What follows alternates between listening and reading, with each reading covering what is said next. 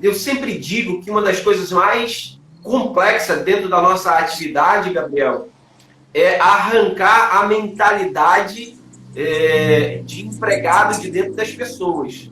E eu quero, a partir de hoje, definir essa linguagem exatamente baseado no livro de Gênesis, capítulo 1, verso 26. Ele começa dizendo assim, Deus criou todas as coisas e ali é a formação do homem.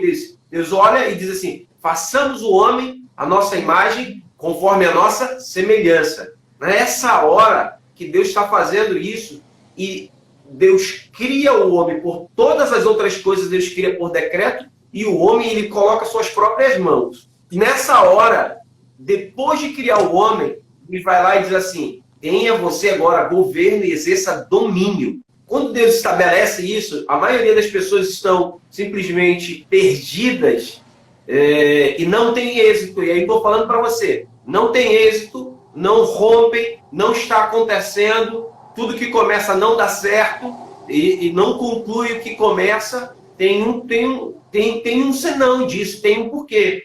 As pessoas ainda não tiveram a consciência do que e por que elas foram levantadas. Ouça o que eu vou dizer assim, enquanto você tiver essa mentalidade de escravo, você não vai pensar e não vai exercer domínio. Ele é o rei dos reis. E aí eu quero falar e levantar uma geração de jovens reis, uma geração de jovens empreendedores e com êxito profissional. Deus tem um propósito para a sua vida, que é exercer domínio e governo. Só que a maioria das pessoas são constituídas com uma mentalidade de súdito. É simples. Quando a gente ouve muito falar Moisés, o libertador. Mas como que o Moisés conseguiu constituir esse título de se tornar o libertador? Simples.